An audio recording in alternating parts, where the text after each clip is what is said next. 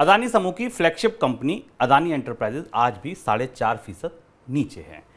बाजार बंद हुआ 4.5% के नुकसान के साथ अदानी एंटरप्राइजेज की। ग्रुप की और कंपनियों का की कमोवेश यही हाल था। सोचिए 2 दिन की तेजी से जहां ऐसा लगा कि अब कुछ हालात सुधर रहे हैं, वहीं कंपनी ने दिखा दिया, समूह की तरफ से और ऐसी खबरें आ गईं जिसमें पता चल गया कि नहीं, संकट अभी टला नहीं, दिक्कतें अभी और हैं, चुनौतियां काफ़ी बड़ी हैं। आज फिर एक बार अदानी समूह से जुड़ी 4-5 ऐसी बड़ी खबरें आई जो कंपनी के शेयरों पर निश्चित तौर पर असर डालेंगी, कंपनी की परियोजनाओं पर असर डालेंगी, कंपनी के भविष्य पर असर डालेंगी। पहली खबर जिसका हमने कल जिक्र किया था वो है MSCI इंडेक्स से जुड़ी। कल हमने आपको बताया था कि कंपनी को, समूह को एक झटका और लग सकता है।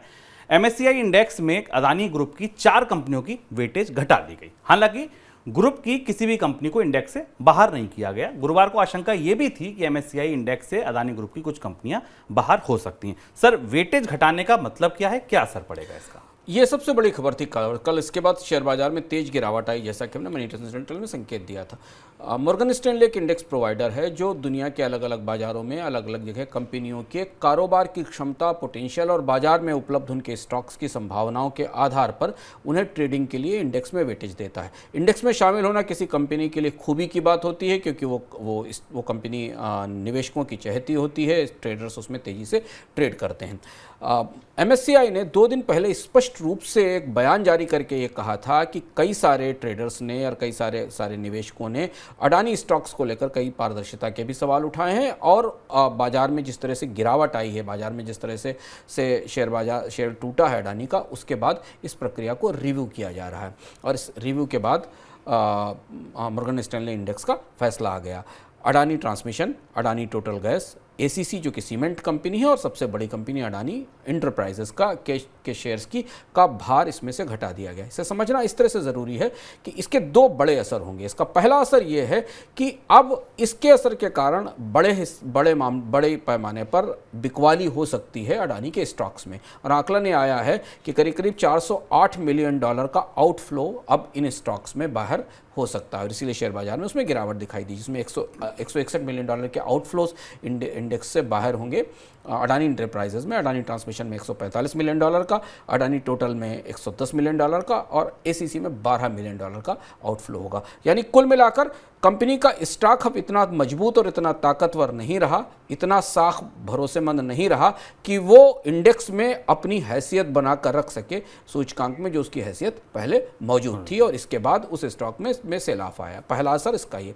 दूसरा इसका बड़ा असर ये होगा कि जब किसी स्टॉक को लेकर उसमें तेज गिरावट के बाद, पारदर्शिता के सवालों के बाद, रेगुलेटर्स की जांच के बाद एक बार कोई इंडेक्स का रिव्यू शुरू होता है, सामान्य प्रक्रिया से अलग अगर स्पेशली किसी इंडेक्स में किसी स्टॉक का रिव्यू किया जाता और उसके भार में कमी की जाती, तो बाकी इंडाइसेस को भी, बाकी अलग अलग सूचकांकों को भी इस बारे में सोचना पड़ता है। हालांकि भारत की तरफ से अभी भारत के जो इंडेक्स रेगुलेटर्स हैं, NSE और बाकी लोग, उन्होंने इस बात का संकेत नहीं दिया है, लेकिन बाजार इस बात का संकेत लगा रहा है कि भारत के सूचकांकों में भी अडानी समूह के स्टॉक्स में अब इस गिरावट की रोशनी में उनके भार में, कम से कम उनके वेटेज में फेरबदल हो सकता है। यानी कि एक नया मोर्चा, जैसे हम लगातार रोज बता रहे हैं कि एक नया मोर्चा और खुल गया है इस इस व्यवस्था के बाद, इस गिरावट और तमाम अपारदर्शिता की जो तमाम संभावनाएं और चर्चाएं चल रही उसे लेते हुए। अगली बड़ी खबर अदानी ग्रुप से जो थी वो निकली LIC के पास से। LIC ने जब अपने तिमाही नतीजे जारी किए तो LIC के चेयरमैन ने एक बयान दिया। LIC के चेयरमैन ने कहा कि अदानी ग्रुप के वरिष्ठ अधिकारियों को बुलाकर यह समझा जाएगा कि हिंडनबर्ग की रिपोर्ट के बाद ग्रुप की कंपनियों के शेयर क्यों टूटे। हालांकि अदानी ने यह भी बताया कि अदानी ग्रुप में उसका जो भी निवेश है वो अभी मुनाफे में है, क्योंकि बहुत नीचे के स्तर पे भाव पे शेयर खरीदे गए थे। जो शेयर खरीदे गए थे वो अभी भी इतने गिरावट के बाद भी नुकसान में नहीं है, फायदे में है। सर, LIC की तरफ से पूछताछ, RBI की तरफ से बैंक के एक्सपोजर को देकर सफाई देना, सेबी की तरफ से कंसल्टेशन पेपर लाना, ये तमाम चीजें अगर हम एक जगह रखकर देखें, डॉट कनेक्ट करें, तो आपको लगता है कि अब देश में भी कहीं ना कहीं जांच जैसी बात शुरू हो गई है? हाँ, ये अडानी समूह के साथ घटनाक्रम का ये दूसरा पहलू जो आज खुलता है। पहला पहलू हमने दुनिया के सूचकांकों में अडानी समूह की हैसियत और साख में गिरावट के तौर पर देखा था। अब दूसरा बदलाव यहाँ से शुरू होता है जो भारत के भीतर जांच की चर्चाओं को लेकर है। LIC ने अपना रिजल्ट घोषित किया। LIC ने अपने रिजल्ट को घोषणा करते हुए ये बात कही कि वो अडानी समूह से अपने निवेश के बारे में, अडानी समूह में जो चल रहा है उसके बारे में पूछताछ करेगी। हालांकि अडानी समूह में LIC ने यह भी कहा कि निवेश में बहुत नुकसान नहीं हुआ है। भी संसद को बताया गया था कि 35,000 करोड़ की होल्डिंग अडानी समूह के बॉन्ड्स और स्टॉक्स में LIC की है और अभी वो निवेश नुकसान में नहीं है। लेकिन कहीं ना कहीं से सरकारी एजेंसियां अब धीमे धीमे इस पूरे घटनाक्रम के असर को समझकर जांच की तरफ बढ़ रही हैं। ये भी चर्चा थी आज कि सेबी की तरफ से सरकार को ये भी बताया गया कि सेबी अडानी समूह के FPO के संदर्भ में 2 बड़ी फर्म्स की जांच कर रहा है जो मॉरिशस बेस्ड फर्म्स हैं। इन दोनों फर्म्स की जांच के लिए सेबी की तरफ से सूचना दी गई। इनके कामकाज अडानी समूह के FPO को लेकर पारदर्शिता के खिलाफ पाए गए हैं। इनमें से एक फर्म का नाम ग्रेट इंटरनेशनल टस्कर फंड है और दूसरा आयुष्मत लिमिटेड है। ये 2 ऐसी फर्म्स हैं जिनका FPO में और ये दोनों मॉरिशस एंटिटीज़ हैं। अब आप तार जोड़ने की कोशिश करिए। हिंडनबर्ग की रिपोर्ट ने इन्हीं मॉरिशस बेस्ड एंटिटीज़ के बारे में और इसी तरीके की एंटिटीज़ के बारे में बात की थी। इससे पहले 2 और फर्म हैं जिनके बारे में भी चर्चा लगातार आती रही है, जिसमें एलारा कैपिटल है और मोनाक नेटवर्थ कैपिटल है। तो इस तरह 4 फर्म्स ऐसा पता चल रहा है जो सेबी के रडार पर हैं, जिनकी जांच पड़ताल की जा रही है अडानी समूह के FPO और उससे कामकाज के तौर पर। ये घटनाक्रम आगे बढ़कर हमें कुछ और सूचना या जानकारी लेकर आएगा, लेकिन ये दूसरा पहलू आज खुलता हुआ दिखाई दिया, जहां भारत की सबसे बड़ी बीमा कंपनी और भारत के सबसे बड़े रेगुलेटर की तरफ से संकेत दिया गया कि नहीं, जांच की आंच अब बढ़ने लगी है। अगली खबर जो है अदानी समूह से जुड़ी, वो बड़ी इंटरेस्टिंग खबर है। ये खबर ऐसे संकेत दे रही है कि आने वाले दिनों में अदानी समूह के पास संसाधनों का अभाव हो सकता है। सीधी भाषा में कहें तो पैसों की कमी हो सकती है। क्यों हो सकती है? अगली 2 खबरें सुनिए। ग्रुप ने ऑस्ट्रेलिया और इंडोनेशिया से आयात किए गए कोयले को डिस्काउंट पर बेचने का फैसला लिया है। कोयले को बाजार भाव से 4% डिस्काउंट पर बेचा जा रहा है। यह है पहली खबर। दूसरी खबर यह है कि अदानी ग्रुप पैसा जुटाने के लिए वैश्विक हेज फंड और स्ट्रेस फंड से संपर्क कर रहा है। खबर यह है कि अदानी ग्रुप और अमेरिका के 2 बड़े हेज फंड के बीच बातचीत शुरू हो रही है। देखिए, स्ट्रेस फंड, हेज फंड, जब इनके पास आप पैसा लेने जाते हैं तो ये आप उनकी शर्तों पे लेते हैं, आप महंगा पैसा लेते हैं। तो आप जो आपने माल मंगाया उसको सस्ते में बेच रहे हैं। बाजार में जो चीज़ 10 की बिक रही है आप उसको 6 पे बेचने के लिए तैयार हैं। और दूसरा कि आप ऐसे लोगों के पास पैसा लेने जा रहे हैं जो बाजार से ऊंचे भाव पर पैसा देता है। सर, क्या ये संकेत है कि आने वाले दिनों में संसाधनों की कमी हो सकती है? ये 2 खबरें चौंकाने वाली हैं। पहली चीज़ तो हम पहले जो ब्लूमबर्ग ने खबर दी कि अडानी समूह जो अपना कोयला इंडोनेशिया और बाकी जगह से लेके आ रहा है, अडानी भारतीय बाजार में और बाकी बाजारों में कोयले का बड़ा सप्लायर है, उसे डिस्काउंट पर कोल बेचना पड़ रहा है। कोयले की कीमत को लेकर अडानी समूह और बांग्लादेश की सरकार के बीच एक खींचतान पहले से चली रही है, जिसमें बांग्लादेश की सरकार ने कहा है कि अडानी समूह ने महंगा कोयला बेचा था और जिसके आधार पर बिजली महंगी हो रही, जिसे कम किया जाना चाहिए। लेकिन ये जो ताज़ी खबर आ रही है उससे ये संकेत मिल रहा है कि अडानी समूह कहीं से भी संसाधन जुटाने की कोशिशों में अब अपने बाकी रास्तों का इस्तेमाल कर रहा है। पर हेज फंड वाली खबर इससे भी ज़्यादा महत्वपूर्ण है। हेज फंड के पास, जब भी हेज फंड जो है वो डिस्ट्रेस में फंड करने वाले फंड्स होते हैं जो संकट में फंसी हुई कंपनियों को बेहद कठोर शर्तों पर और महंगी ब्याज दर पर पैसा देते हैं। ऐसा माना जा रहा है, बाजार में इस बात की चर्चा है कि अडानी समूह ने ग्लोबल हेज फंड और स्ट्रेस फंड्स इन्वेस्टर से बात करनी शुरू की है नई पूंजी के लिए। और ये बात हम लगातार मनी सेंट्रल की चर्चाओं में शुभम कह रहे हैं कि जैसे जैसे कर्ज की देनदारी की चुनौती बढ़ती जाएगी, नए और जल्दी कर्ज चुकाने का दबाव बढ़ता जाएगा, अडानी समूह को अपने कैश फ्लो को, अपने कैपिटल के मैनेजमेंट में चुनौती आएगी। और ये अभी पता चला है कि ये संकेत भी मिल रहे हैं कि एक कंपनी है फॉरलॉन कैपिटल, जिसके साथ $5 मिलियन के आसपास की पूंजी की व्यवस्था अडानी समूह कर रहा है।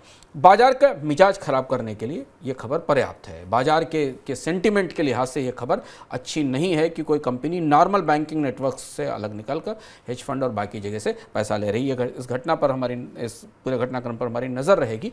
इस डील के बारे में कुछ और भी जानकारी होगी तो हम आपके पास लेकर आते हैं। अगली खबर इसी किताब का अगला पन्ना है। एक तरफ आपने देखा कि कंपनी जा रही है पैसा जुटाने, वो पैसा क्यों जुटा रही होगी ये आपको शायद इस खबर से पता चलेगा। अदानी ग्रुप पर जो रिपोर्ट आई हिंडनबर्ग की, इस रिपोर्ट के बाद पहली बार कोई विदेशी बैंक अदानी ग्रुप में कर्ज एक्सपोजर घटा सकता है, ऐसी खबर आई। खबर थी लंदन के बैंक बार्कलेज की तरफ से। खबर यह थी कि बार्कलेज के निवेशकों ने यह कहा कि रिपोर्ट के बाद कई आशंकाएं जताईं।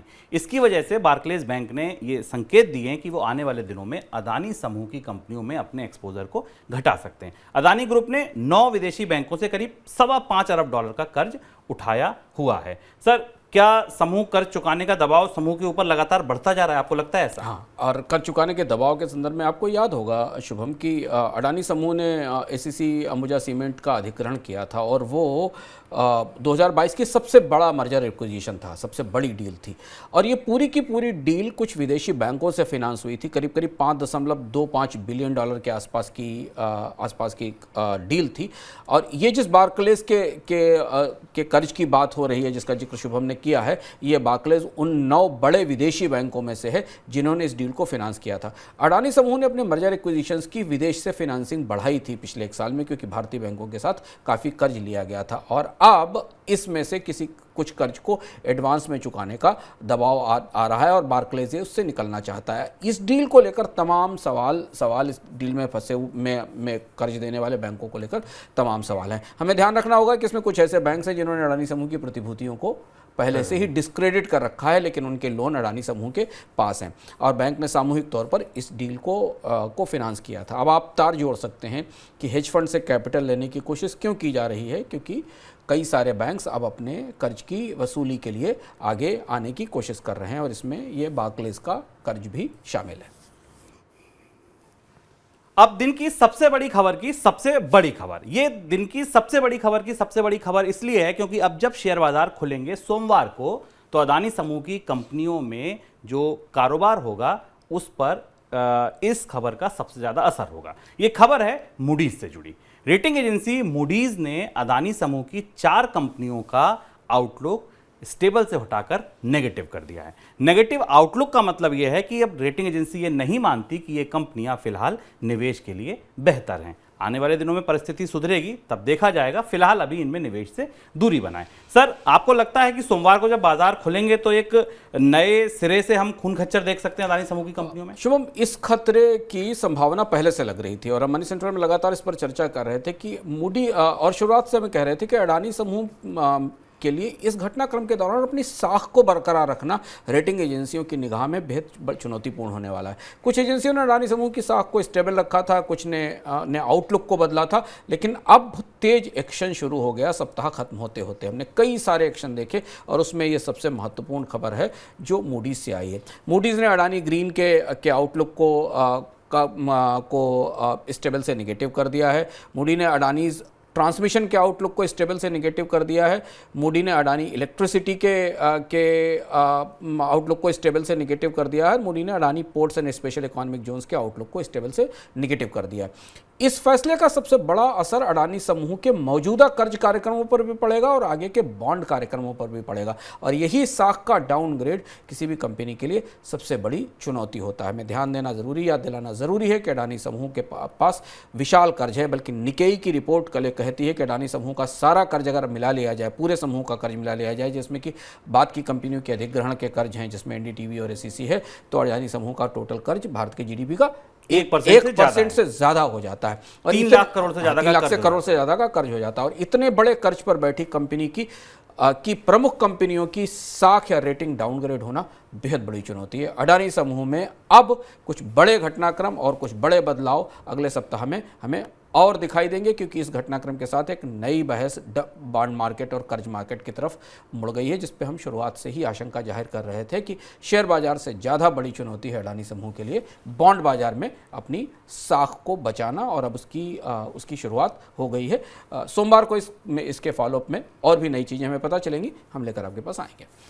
4 कंपनियां जिनका आउटलुक स्टेबल रखा गया, उनमें अदानी पोर्ट्स है, Adani international container terminal private limited है, अदानी ट्रांसमिशन है और एक कंपनी अदानी ग्रीन एनर्जी है। ये 4 कंपनियां ऐसी हैं जिनका आउटलुक स्टेबल रखा गया है, नेगेटिव नहीं किया गया है। बाकी 4 कंपनियां, जैसा अंशुमान जी ने बताया, कि उनके आउटलुक को नेगेटिव कर दिया गया है। कंपनी ने, रेटिंग एजेंसी ने यह भी कहा है कि हाल फिलहाल में नियर टर्म में इनके आउटलुक सुधरेंगे, ऐसी कोई उम्मीद नहीं है जब तक कि ये कंपनी नए कर्ज को कैपिटल मार्केट में नहीं जाती, नई पूंजी नहीं जुटाती है, तब तक ऐसा नहीं है कि इनके आउटलुक को सुधारा जा सके।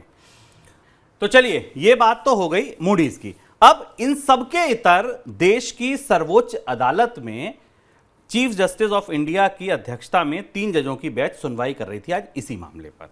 डीवाई चंद्रचूड़ की अध्यक्षता में जब ये सुनवाई शुरू की गई तब वकीलों ने जो याचिका दाखिल की थी उस पर सवाल जवाब हुआ। सर, क्या हुआ अदालत में, वहां से क्या खबर निकल के आई? ये एक और मामला था जो अडानी समूह का अदालत में सुप्रीम कोर्ट में पहुंच गया था और सुबह से इस मामले पर निगाहें थीं जिसमें कि सुप्रीम कोर्ट इसमें क्या करने वाली है। और जब हम इस कार्यक्रम को बिल्कुल रिकॉर्डिंग को ख़त्म करने के करीब थे तब तक ये खबर भी आ गई। सुप्रीम कोर्ट ने टिप्पणी की कि इस पूरे मामले में अडानी समूह के शेयरों में गिरावट में निवेशकों को बड़ा नुकसान हुआ है और सेबी से ये पूछा गया कि वो इस नुकसान के भरपाई, इसकी बचाव के लिए और भविष्य में ऐसी घटनाएं ना हो इसके लिए क्या करेगी। और सेबी से इस पर जवाब मांगा गया है। Chief justice DY Chandrachud, justice PS Narasimha और जेबी पारदीवाला की बेंच इसकी सुनवाई कर रही है। इसकी अगली हियरिंग अब लगाई गई है सुप्रीम कोर्ट की तरफ से वो सोमवार को इसकी अगली हियरिंग होगी। तब तक सेबी को अपना जवाब दाखिल करना होगा। अब इस जवाब पर निगाह रखिएगा आप, क्योंकि इस जवाब में सेबी की तरफ से इस पूरे घटनाक्रम के चाहते ना चाहते हुए भी कुछ पन्ने तो जरूर खुलेंगे अदालत में इस जवाब में और पता चलेगा कि दरअसल शेयर बाजार में इसके पीछे क्या हुआ था। तो आज का सप्ताह का आखिरी दिन अडानी समूह के लिए एक मुश्त इतनी बड़े और इतने बड़े घटनाक्रमों के साथ था कि वो जो भूचाल जिनकी आहटें हम थोड़े समय से सुन रहे थे वो सब खुलकर इस बार सामने आने लगे। अडानी समूह को अंतर्राष्ट्रीय इंडाइसेस से उसका वेटेज कम किया गया जिसके असर से बाजार में बिकवाली बढ़ सकती है और भारत के सूचकांकों को भी ये सोचना पड़ सकता है कि क्या अडानी समूह को वही वेटेज दिया जाए जो उनके पास उपलब्ध था। दूसरी तरफ जांच की 3 प्रक्रियाएं सामने आ गई हमारे सामने। एलआईसी ने पूछताछ शुरू करने के लिए कहा, सुप्रीम कोर्ट ने सेबी से जवाब तलब कर लिया और सेबी ने यह भी बताया कि वो चार प्रमुख फर्म के साथ मॉरिशस में अडानी समूह के रिश्तों की जांच कर रही जो कि एफपीओ के संदर्भ में आया था। फंड्स की कमी के कारण अडानी समूह बैंकों को छोड़कर हेज फंड के पास पहुंच रहा है, ऐसा पता चला है, जहां से महंगे ब्याज दर पर कर्ज मिलेगा। अडानी की जो एसीसी वाली डील थी उसको लेकर कर्ज देने वाले बैंकर्स थोड़े बेचैन दिखाई दे रहे हैं। और चलते चलते सबसे महत्वपूर्ण ये कि अडानी समूह की साख में, उसकी कंपनियों की साख में मूडीज़ ने रेटिंग में कमी कर दी। सोमवार को शेयर बाजार में खासा भूचाल आ सकता है। इन सारी खबरों पर खासी उठापटक हो सकती है। हमारी निगाहें उस पर रहेंगी। हम आपके पास मनी सेंट्रल में लेकर आएंगे।